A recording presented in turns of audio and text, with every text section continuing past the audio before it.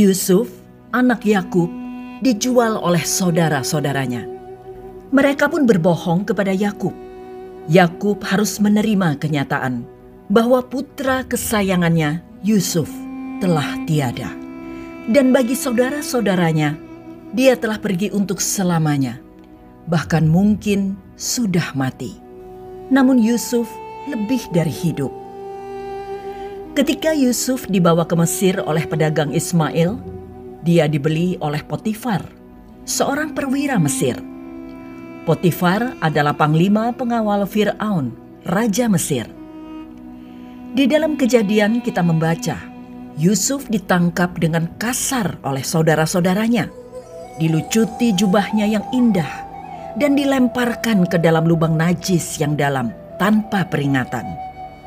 Dia diselamatkan dari skenario itu, hanya untuk dijual kepada pedagang budak yang keras dan diangkut lewat darat dengan karavan ke negeri yang jauh. Dia dijual seperti barang dagangan murah. Anak pertama dari Rahel ini yang secara terbuka menjadi putra favorit Yakub, telah dijual sebagai budak dan didorong ke dalam kesulitan yang tampaknya bahkan lebih buruk daripada sumur maut di mana saudara-saudaranya telah melemparkan dia. Kejadian 39 ayat 1 hingga 20. Adapun Yusuf telah dibawa ke Mesir dan Potifar, seorang Mesir, pegawai istana Fir'aun, kepala pengawal raja, membeli dia dari tangan orang Ismail yang telah membawa dia ke situ. Tetapi Tuhan menyertai Yusuf, sehingga ia menjadi seorang yang selalu berhasil dalam pekerjaannya. Maka tinggallah ia di rumah tuannya, orang Mesir itu. Setelah dilihat oleh tuannya bahwa Yusuf disertai Tuhan dan bahwa Tuhan membuat berhasil segala sesuatu yang dikerjakannya, maka Yusuf mendapat kasih tuannya dan ia boleh melayani dia. Kepada Yusuf diberikannya kuasa atas rumahnya dan segala miliknya diserahkannya pada kekuasaan Yusuf. Sejak ia memberikan kuasa dalam rumahnya dan atas segala miliknya kepada Yusuf, Tuhan memberkati rumah orang Mesir itu karena Yusuf. Sehingga berkat Tuhan ada atas segala miliknya, baik yang di rumah maupun yang ada di ladang. Segala miliknya diserahkannya pada kekuasaan Yusuf. Dan dengan bantuan Yusuf, ia tidak usah lagi mengatur apapun selain dari makanannya sendiri.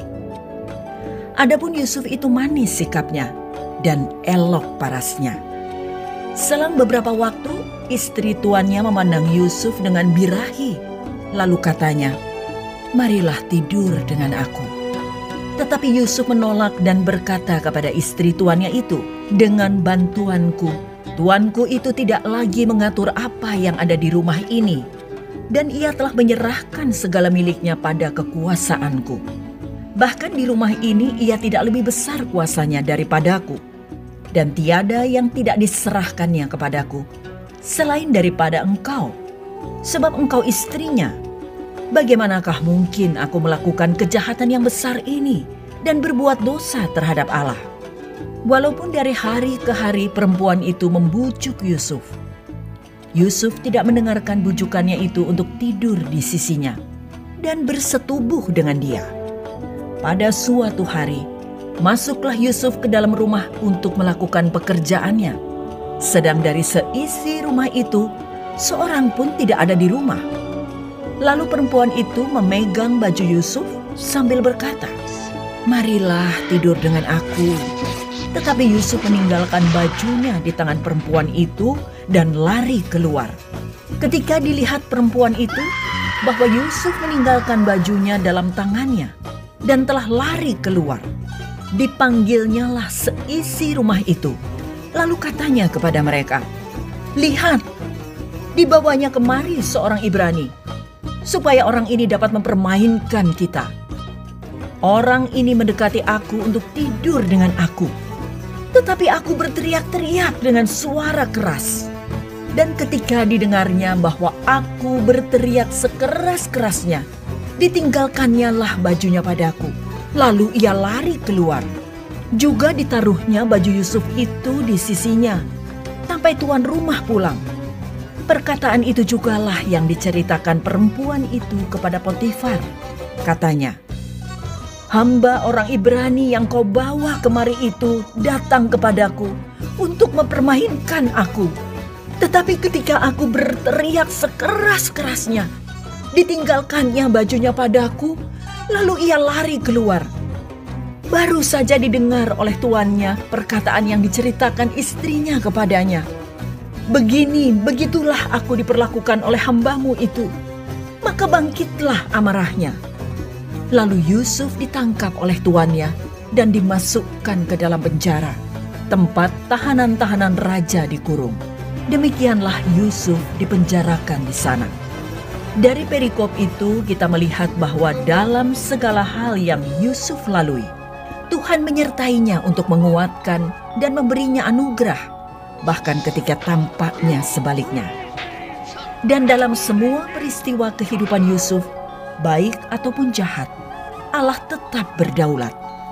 Sebagaimana dalam pemeliharaannya, Allah telah memastikan bahwa Yusuf dibenci oleh saudara-saudaranya dan dijual ke Mesir. Kemudian dalam pemeliharaannya, juga Allah membawa Yusuf ke rumah Potifar dan memakmurkannya di sana. Demikian pula Allah dalam pemeliharaannya sekarang memimpin Yusuf melalui periode gelap lain dalam hidupnya, di mana dia terus digoda. Dan kemudian karena dia setia dalam pencobaan itu, dia berakhir di penjara. Allah memberikan kepadanya baik kemakmuran dan kesulitan, dan Allah tetap bersamanya, baik dalam kemakmuran maupun kesulitan. Dalam ayat-ayat yang kita lihat hari ini, istri Potifar, majikan Yusuf, mencoba merayu Yusuf. Dan ketika Yusuf menolak, dia berbohong tentang dia, yang mengakibatkan Yusuf dijebloskan ke penjara. Godaan yang Yusuf hadapi di sini adalah nyata dan kuat. Selama beberapa tahun, Yusuf telah bekerja untuk Potifar. Dan saat dia dewasa, mungkin sekarang di usia pertengahan 20-an atau akhir 20-an, dia menjadi perhatian istri tuannya. Ayat 7 memberitahu kita bahwa dia memandang Yusuf dengan birahi. Artinya, dia menatap Yusuf dengan mata yang penuh nafsu. Dan dia berkata kepadanya, "Marilah, tidur denganku." Ketika suaminya tidak berada di tempat, dia mengambil alih otoritas. Dia memerintahkan Yusuf, "Tidurlah denganku sekarang." Sungguh, sebuah penyalahgunaan kekuasaan yang mengerikan. Apa yang membuat istri Potifar begitu tertarik kepada Yusuf? Menurut ayat 6, Yusuf itu manis sikapnya dan elok parasnya. Artinya, dia tampan dalam penampilan dan menyenangkan dalam kepribadian. Dua hal ini, ketampanan dan kepribadian yang menyenangkan, adalah pemberian Tuhan kepada Yusuf. Itu ada dalam gennya. Ungkapan yang sama yang digunakan untuk ibunya, Rahel, yang langsung membuat Yakub tertarik. Dan sekarang karena ini, Yusuf dimasukkan ke dalam situasi yang menggoda. Yusuf tidak melakukan apapun untuk mendorongnya, melainkan Tuhan dalam pemeliharaannya yang membawanya ke sana. Sekarang pahamilah, ini adalah pencobaan yang nyata dan kuat bagi Yusuf. Yusuf, seperti pemuda normal lainnya, diciptakan dengan hormon yang menghasilkan hasrat fisik. Tidak heran jika hal ini membuat si penggoda, istri majikannya, tertarik secara seksual. Tanpa rasa malu, istri Potifar mengajaknya untuk berhubungan intim. Wanita ini yakin bahwa rayuannya pasti akan berhasil. Ini bukan wanita tua yang mencoba merayu Yusuf. Tentu ada yang menarik dari istri Potifar. Bagaimanapun, Potifar adalah seorang pria yang kaya raya dan terkenal di Mesir. Dan kemudian kita melihat betapa gigihnya wanita ini. Dia tidak hanya berani memberitahu Yusuf apa yang dia inginkan darinya, tetapi dia juga gigih dalam merayu Yusuf. Dari ayat 10 kita mengetahui bahwa hari demi hari dia mengajukan lamaran ini kepada Yusuf, mencoba membuatnya lelah. Tidak ada orang di sekitarnya, tidak ada yang akan tahu. Yusuf bisa saja beralasan, "Saya pantas menerima ini. Di sini saya sendirian. Kapan lagi ada kesempatan seperti ini?" Dan dia tersedia. Betapa miripnya hal ini dengan godaan seksual di zaman dan budaya kita sendiri. Itu ada di sekitar kita, terus-menerus membuat penawarannya tersedia, dan Anda dapat melakukannya secara rahasia dalam privasi rumah Anda, privasi internet, dan Netflix.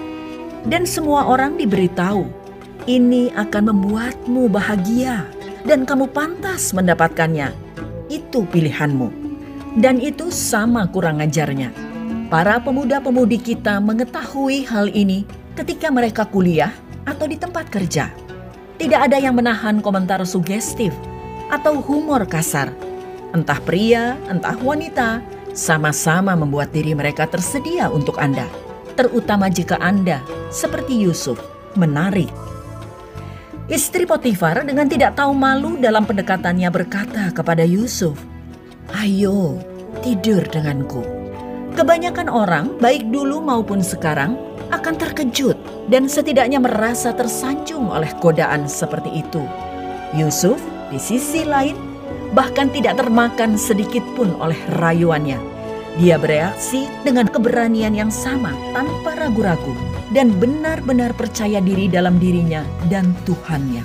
Yusuf berkata kepadanya, "Maaf, Nyonya, Tuan Potifar telah mempercayakan segala miliknya kepada saya. Ia tidak perlu memikirkan apa-apa lagi di rumah ini.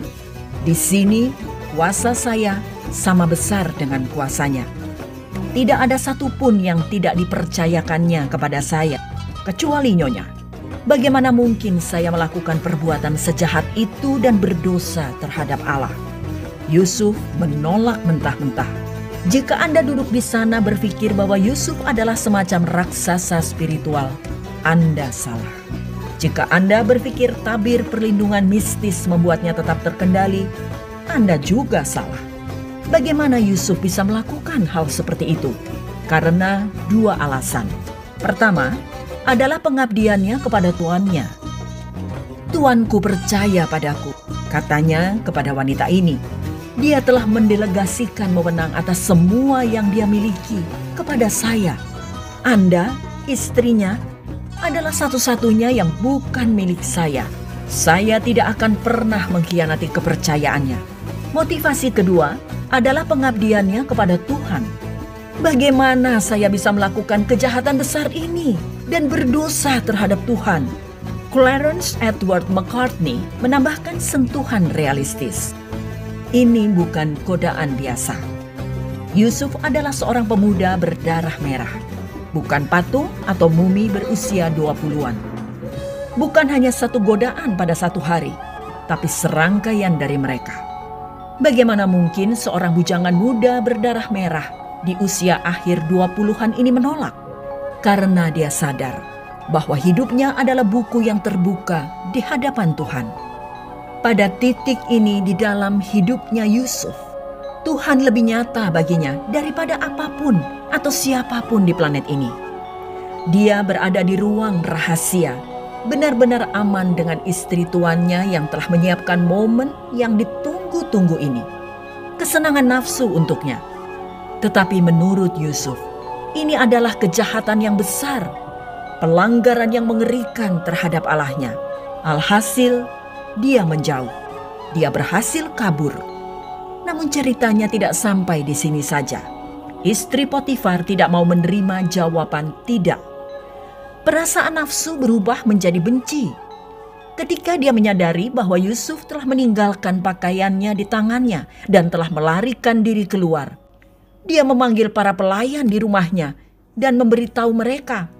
"Lihat," katanya kepada mereka, "orang Ibrani yang telah dibawa kepada kita ini telah mempermainkan kita. Dia datang ke sini untuk tidur denganku, tetapi aku berteriak." Wanita yang ditolak ini sekarang hanya menginginkan balas dendam. Untuk menyelesaikan ini, dia membuat tuduhan palsu melawan Yusuf berdasarkan bukti tidak langsung, yakni pakaiannya. Dan dia meletakkan pakaiannya di sampingnya sampai suaminya pulang. Ketika suaminya mendengar kata-kata istrinya, amarahnya pun memuncak dan majikan Yusuf itu pun memasukkannya ke dalam penjara, tempat di mana para narapidana kerajaan diikat. Mazmur 105 ayat 18 menggambarkan dengan lebih jelas keadaan Yusuf saat itu, di mana leher dan kakinya dibelenggu. Mereka menghimpit kakinya dengan belenggu. Lehernya masuk ke dalam besi. Mazmur 105 ayat 18. Ini jelas merupakan suatu penderitaan. Namun ini pun bukan akhir kisah Yusuf. Tuhan menyertai Yusuf. Apa yang terjadi dalam ayat 1 hingga 6 kembali terjadi dalam Kejadian 39 ayat 21 hingga 23. Tuhan menyertainya dalam penjara dan menyebabkan ia disukai kepala penjara. Kejadian 39 ayat 21 hingga 23. Tetapi Tuhan menyertai Yusuf dan melimpahkan kasih setianya kepadanya dan membuat Yusuf kesayangan bagi kepala penjara itu. Sebab itu, kepala penjara mempercayakan semua tahanan dalam penjara itu kepada Yusuf, dan segala pekerjaan yang harus dilakukan di situ, dialah yang mengurusnya. Dan kepala penjara tidak mencampuri segala yang dipercayakannya kepada Yusuf, karena Tuhan menyertai dia, dan apa yang dikerjakannya dibuat Tuhan berhasil. Tuhanlah yang berdaulat. Tuhanlah yang membuat Potifar maupun kepala penjara senang terhadap Yusuf. Tuhan mampu membuat orang senang. Tuhan juga bisa membuat orang benci atau tidak senang. Hakim-Hakim 14 ayat 1 hingga 4 dan Mazmur 105 ayat 25. Memang hati manusia ada dalam tangan Tuhan, dan ia bisa mengarahkannya kemanapun ia kehendaki. Amsal 21 ayat 1. Makanya, jika Anda sedang dalam masa yang enak, gunakan saat itu dengan bijaksana dengan memperkuat rohani Anda. Dengan demikian, pada waktu Anda mengalami jurang, maka Anda akan kuat menanggungnya. Tetapi jika saat ini Anda sedang berada dalam keadaan yang paling gelap, tetaplah mentaati Tuhan. Keadaan bisa bahkan memburuk, tetapi Tuhan tetap menyertai Anda. Ia bisa mengubah keadaan itu sehingga makin membaik secara bertahap.